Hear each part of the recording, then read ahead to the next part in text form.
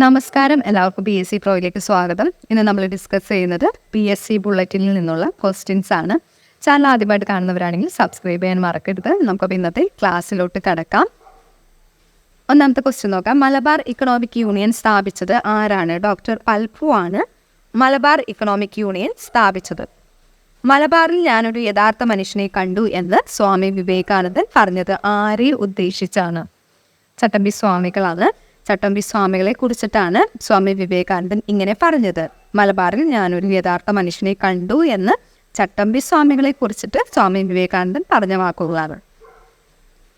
മലബാറിലെ നാരായണ ഗുരു എന്നറിയപ്പെടുന്നത് വാഗ്ഭടാനന്ദനാണ്. മലബാറിലെ നാരായണ ഗുരുവാണ് വാഗ്ഭടാനന്ദൻ.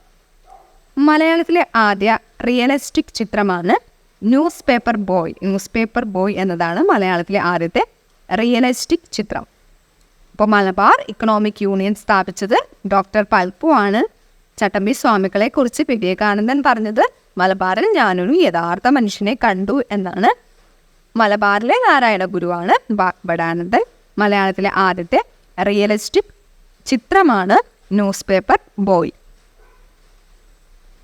അഖില തിരുവിതാംകൂർ ഗ്രന്ഥശാല സംഘത്തിൻ്റെ ആദ്യത്തെ സെക്രട്ടറി P.N. പണിക്കർ. അഖില തിരുവിതാംകൂർ ഗ്രന്ഥശാല സംഘത്തിൻ്റെ ആദ്യത്തെ സെക്രട്ടറിയാണ് P.N. പണിക്കർ. മാനസ ചാബല്യം ആരുടെ കൃതിയാണ്? വാഗ്ഭടാനന്ദൻ. മലബാറിലെ നാരായണ ഗുരുവായ വാഗ്ഭടാനന്ദൻ്റെ കൃതിയാണ് മാനസ ചാബല്യം. മണ്ണിനു വേണ്ടി എന്ന രചന ആരുടേതാണ്? മണ്ണിനു വേണ്ടി A.K. ഗോപാലൻ്റെ കൃതിയാണ് മണ്ണിനു വേണ്ടി. ഐത്തൽ അറബിക്കടലിൽ തള്ളണം എന്ന് പ്രസ്താവിച്ച സാമൂഹിക പരിഷ്കർത്താവാണ് ചട്ടമ്പി സ്വാമികൾ. അപ്പോൾ നമ്മൾ പറഞ്ഞത് അഖില തിരുവിതാംകൂർ ഗ്രന്ഥശാല സംഘത്തിൻ്റെ ആദ്യത്തെ സെക്രട്ടറിയാണ് P.N. പണിക്കർ. മാനസ ചാബല്യം എന്ന് പറയുന്നത് ആരുടെ കൃതിയാണ്?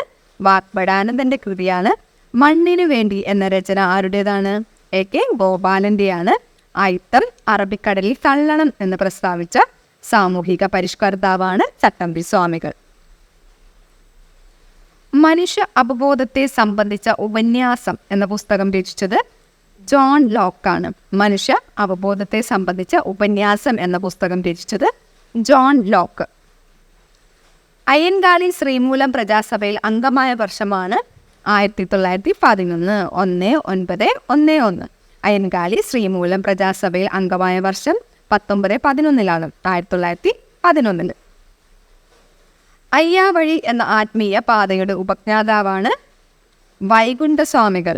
അയ്യാവഴി എന്ന ആത്മീയ പാതയുടെ ഉപജ്ഞാതാവ് വൈകുണ്ഠസ്വാമികളാണ്. അങ്ങാടിപ്പുറം തളിക്ഷേത്ര സമരം നയിച്ചത് ആര്? അങ്ങാടിപ്പുറം തളിക്ഷേത്ര സമരം നയിച്ചത് K. കേളപ്പനാണ്. ഇപ്പോൾ മനുഷ്യ അവബോധത്തെ സംബന്ധിച്ച ഉപന്യാസം എന്ന പുസ്തകം രചിച്ചതാരാണ്? ജോൺ ലോക്കാണ്.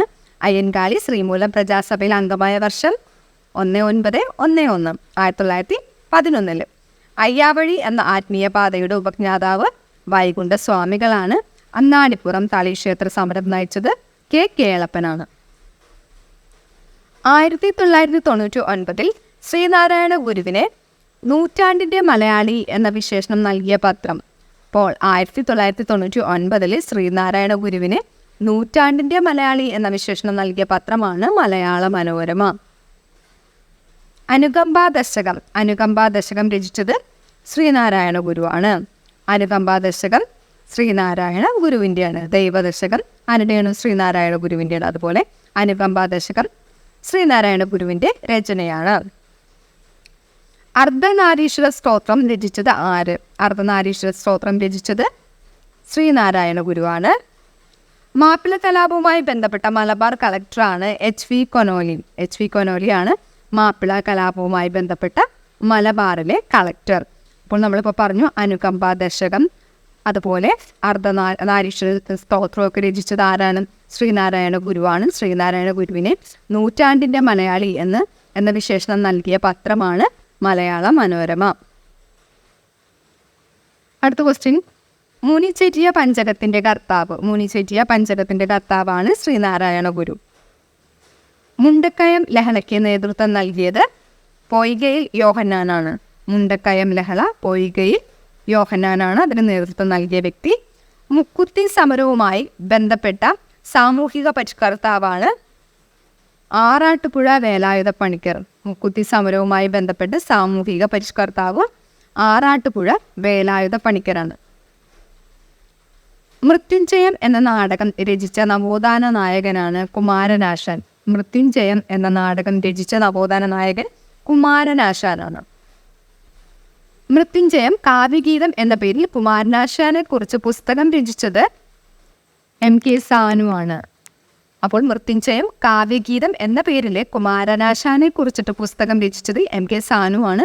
അപ്പോൾ MK സാനുവിൻ്റെ മൃത്യുഞ്ജയം കാവ്യഗീതം എന്ന പേരിൽ എഴുതിയിരിക്കുന്ന പുസ്തകത്തിൽ ആരെക്കുറിച്ചാണ് പറയുന്നത്? കുമാരനാശാനെ കുറിച്ചാണ് ആ പുസ്തകം രചിച്ചിരിക്കുന്നത്.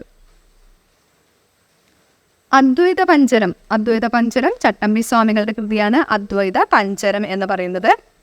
അദ്വൈത ചിന്താപദ്ധതി അതും ചട്ടമ്പി സ്വാമികളുടേതാണ്. അപ്പം അദ്വൈത പഞ്ചരം, അദ്വൈത ചിന്താപദ്ധതി ഇതൊക്കെ എഴുതിയത് ആരാണ്?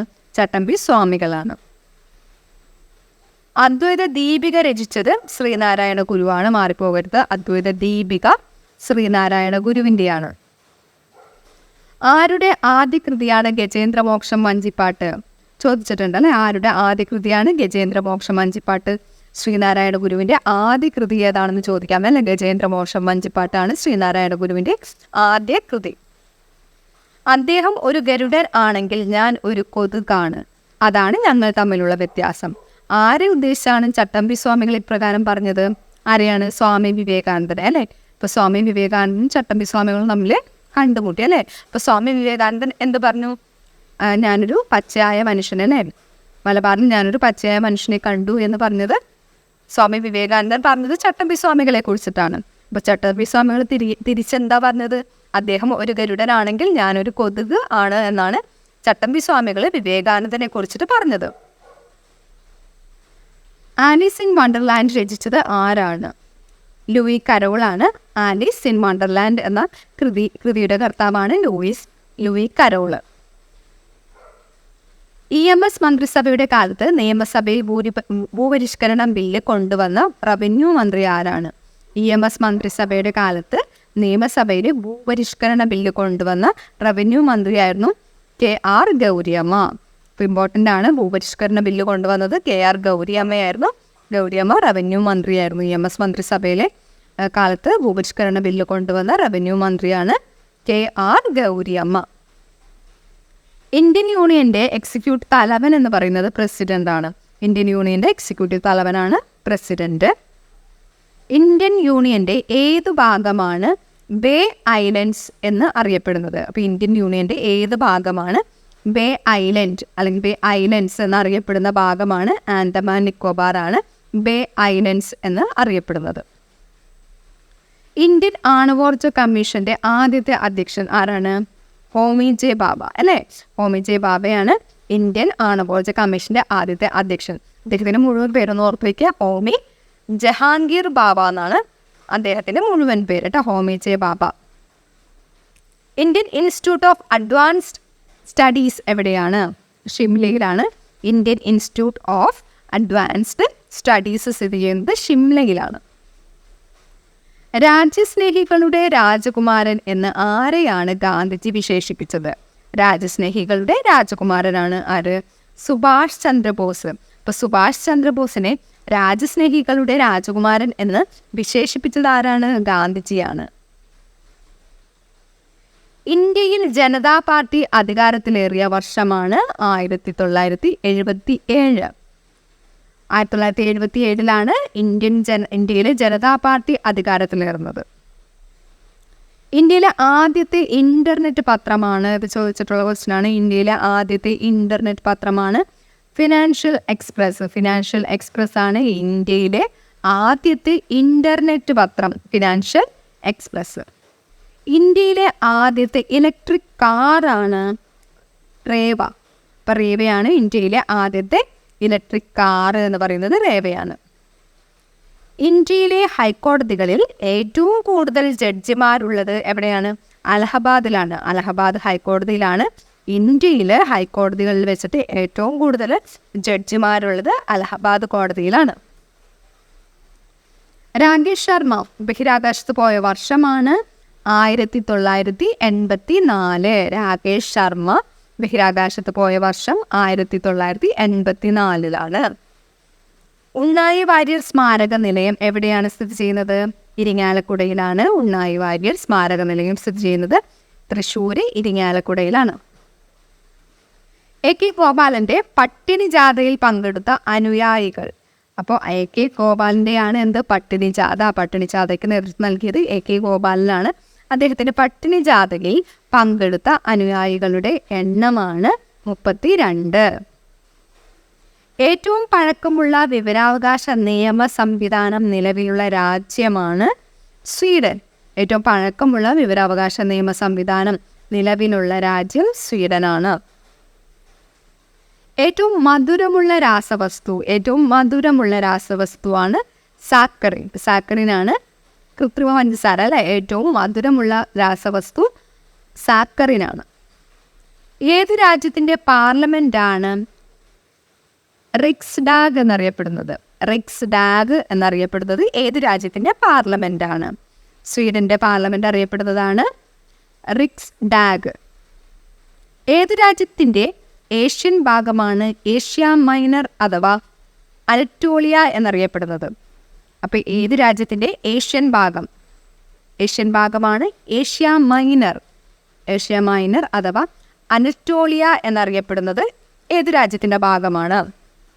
തുർക്കി. അപ്പോൾ തുർക്കി രാജ്യത്തിന്റെ ഏഷ്യൻ ഭാഗം അറിയപ്പെടുന്നതാണ് ഏഷ്യ മൈനർ അഥവാ അനറ്റോളിയ എന്നുള്ളത്. വനപ്രദേശത്തിന്റെ വിസ്തീർണം ഏറ്റവും കൂടുതൽ ഏത് സംസ്ഥാനത്താണ്? മധ്യപ്രദേശിലാണ് ഏറ്റവും കൂടുതൽ വനമുള്ളത്. വനപ്രദേശത്തിന്റെ വിസ്തീർണം നോക്കുകയാണെങ്കിൽ ഏറ്റവും കൂടുതൽ വനപ്രദേശമുള്ള ഇന്ത്യൻ സംസ്ഥാനമാണ് മധ്യപ്രദേശ്. ത്രിവേണി സംഗമം എവിടെയാണ്? അലഹബാദിൽ അല്ലെ. അലഹബാദിലെ പ്രയാഗ്രാജ് എന്ന് പറയുന്ന സ്ഥലത്താണ് ത്രിവേണി സംഗമം നടക്കുന്നത്. 1921 ആലുവയിൽ യൂണിയൻ ടൈൽ വർക്ക്സ് സ്ഥാപിച്ചത് ആരാണ്? അപ്പോൾ യൂണിയൻ ടൈൽ വർക്ക്സ് സ്ഥാപിച്ചത് 1921 അത് ആലുവയിലാണ്. അത് സ്ഥാപിച്ച നവോത്ഥാന നായകനാണ് ആര്? കുമാരനാശാൻ. 1921 ആലുവയിൽ യൂണിയൻ ടൈൽ വർക്ക്സ് സ്ഥാപിച്ചത് കുമാരനാശാനാണ്. 1922 മദ്രാസ് യൂണിവേഴ്സിറ്റിയിൽ നടന്ന ചടങ്ങിൽ കുമാരനാശാനെ പട്ടും വളയും സമ്മാനിച്ചത് ആരാണ്? അപ്പോൾ 1922 മദ്രാസ് യൂണിവേഴ്സിറ്റിയിൽ വെച്ച് നടന്ന ചടങ്ങിൽ കുമാരനാശാനെ പട്ടും വളയും സമ്മാനിച്ചത് വെയിൽസ് രാജകുമാരനാണ്. അപ്പോൾ നമ്മൾ നേരത്തെ പറഞ്ഞു 1921 ആലുവയിൽ യൂണിയൻ ടൈൽ വർക്ക്സ് സ്ഥാപിച്ചത് കുമാരനാശാനാണ്. തൊട്ടടുത്ത വർഷം 1922 വെയിൽസ് രാജകുമാരനാണ് പട്ടും വളയും സമ്മാനിക്കുന്നത് ആർക്ക്? കുമാരനാശാനെ. അപ്പോൾ കുമാരനാശാന് മദ്രാസ് യൂണിവേഴ്സിറ്റിയിൽ വെച്ചിട്ടാണ് പട്ടും വളയും വെയിൽസ് രാജകുമാരൻ നൽകുന്നത്. മനസ്സാണ് ദൈവം എന്ന് പ്രഖ്യാപിച്ച സാമൂഹിക പരിഷ്കർത്താവ് വളരെ ഇമ്പോർട്ടൻ്റ് ആണ്, എപ്പോഴും ചോദിക്കുന്നതാണ്. മനസ്സാണ് ദൈവം എന്ന് പറഞ്ഞത് ആരാണ്? ബ്രഹ്മാനന്ദ ശിവയോഗിയാണ് മനസ്സാണ് ദൈവം എന്ന് പ്രഖ്യാപിച്ച സാമൂഹിക പരിഷ്കർത്താവ്. ശ്രീമൂലം തിരുനാളിനെ ഈഴവ മെമ്മോറിയൽ സമർപ്പിച്ച തീയതി. അപ്പോൾ ഈഴവ മെമ്മോറിയൽ ശ്രീമൂലം തിരുനാളിന് സമർപ്പിക്കുന്നത് 1896 സെപ്റ്റംബർ 3 അപ്പോൾ സെപ്റ്റംബർ 3 1896 ഈഴവ മെമ്മോറിയൽ ശ്രീമൂലം തിരുനാളിന് സമർപ്പിക്കുന്നത്.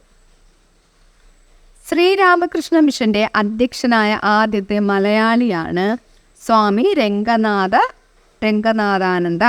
ശ്രീരാമകൃഷ്ണ മിഷന്റെ അധ്യക്ഷനാകുന്ന ആദ്യ മലയാളിയാണ് സ്വാമി രംഗനാഥാനന്ദ. ഗ്രാമപഞ്ചായത്തുകളുടെ രൂപവൽക്കരണം പ്രതിപാദിക്കുന്ന ഭരണഘടനയിലെ അനുച്ഛേദം ഏതാണ്? ഗ്രാമപഞ്ചായത്തുകളുടെ രൂപവൽക്കരണവുമായി ബന്ധപ്പെട്ട ഭരണഘടനയിലെ അനുച്ഛേദം ആർട്ടിക്കിളാണ്. ആർട്ടിക്കിൾ 40 പഞ്ചായത്തിനെ കുറിച്ച് പറയുന്നത്. പഞ്ചായത്ത് രാജിനെ കുറിച്ച് പറയുന്ന ആർട്ടിക്കിളാണ് ആർട്ടിക്കിൾ 40. ശ്രീനാരായണ ഗുരുവിനെ ആദരിച്ച് റിസർവ് ബാങ്ക് നാണയം പുറത്തിറക്കിയ വർഷം 2006. ശ്രീനാരായണ ഗുരുവിനെ ആദരിച്ച് റിസർവ് ബാങ്ക് നാണയം പുറത്തിറക്കിയിട്ടുള്ളത് 2006. ശ്രീനാരായണ ഗുരുവിനെ ആദരിച്ച് തപാൽ വകുപ്പ് സ്റ്റാമ്പ് പുറത്തിറക്കിയ വർഷം 1967 കേട്ടോ. അപ്പോൾ ശ്രീനാരായണ ഗുരുവിനെ ആദരിച്ചിട്ട് തപാൽ വകുപ്പ് സ്റ്റാമ്പ് പുറത്തിറക്കുന്നത് 1967. ശ്രീനാരായണ ഗുരുവിനെ ഹഠയോഗ വിദ്യ അഭ്യസിപ്പിച്ചത് ആരാണ്? തൈക്കാടയ്യയാണ് അല്ലേ. ശ്രീനാരായണ ഗുരുവിൻ്റെ ഗുരുവാണ് തൈക്കാടയ്യ. അദ്ദേഹമാണ് ശ്രീനാരായണ ഗുരുവിനെ ഹഠയോഗ വിദ്യ അഭ്യസിപ്പിക്കുന്നത്. ശ്രീനാരായണ ഗുരുവിൻ്റെയും ചട്ടമ്പി സ്വാമികളുടെയും ഗുരുവായി കണക്കാക്കപ്പെടുന്നത് ആരാണ്? ഈ തൈക്കാടയ്യയാണ് അല്ലേ. തൈക്കാടയ്യയാണ് ശ്രീനാരായണ ഗുരുവിൻ്റെയും ചട്ടമ്പി സ്വാമികളുടെയും എല്ലാം ഗുരുവായിട്ട് കണക്കാക്കപ്പെടുന്നത്. അഭിനവ കേരളം പത്രത്തിൻ്റെ ഉപജ്ഞാതാവാണ് വാഗ്ഭടാനന്ദൻ. വാഗ്ഭടാനന്ദനാണ് അഭിനവ കേരളം പത്രത്തിൻ്റെ ഉപജ്ഞാതാവ്. 1970 കേരള പുലയർ മഹാസഭ രൂപീകരിക്കാൻ നേതൃത്വം നൽകിയത് PK ചാത്തൻ മാസ്റ്ററാണ്. കേരള പുലയർ മഹാസഭ മാർക്ക് പോകരുത്. കേരള പുലയർ മഹാസഭ രൂപീകരിക്കാനായിട്ട് നേതൃത്വം നൽകിയത് PK ചാത്തൻ മാസ്റ്ററാണ്. 1114 കഥ ഇമ്പോർട്ടൻ്റ് ആണ് കേട്ടോ. 1114 കഥ എന്ന പുസ്തകം രചിച്ചത് അക്കാമ ചെറിയാനാണ്. അപ്പോൾ അക്കാമ ചെറിയാൻ്റെ പുസ്തകമാണ് 1114 കഥ. അനർഘ നിമിഷം രചിച്ചത് വൈക്കം മുഹമ്മദ് ബഷീർ. അനർഘ നിമിഷം വൈക്കം മുഹമ്മദ് ബഷീറിൻ്റെ കൃതിയാണ്. അപ്പോൾ ഇത്രയും ക്വസ്റ്റ്യൻസുകൾ നമ്മൾ ഈ റീസെൻ്റ് ആയിട്ട് ഇറങ്ങിയ PSC ബുള്ളറ്റിൽ നിന്ന് കളക്ട് ചെയ്തിട്ടുള്ള ക്വസ്റ്റ്യൻസ് ആണ്. വളരെ ഇമ്പോർട്ടൻ്റ് ആയിട്ടുള്ള ക്വസ്റ്റ്യൻസ് ആണ് അല്ലേ. അപ്പോൾ ഇത്രയും ക്വസ്റ്റ്യൻസ് എല്ലാവരും നന്നായിട്ട് പഠിക്കുക. വരുന്ന എക്സാമുകളിൽ നിങ്ങൾക്ക് ഒരുപാട് ഹെൽപ്പ് ചെയ്യും. ചാനൽ ആദ്യമായിട്ട് കാണുന്നവരാണെങ്കിൽ നിങ്ങളുടെ കമൻറ്റ്സ് അറിയിക്കുക, സബ്സ്ക്രൈബ് ചെയ്യുക. Thanks for watching.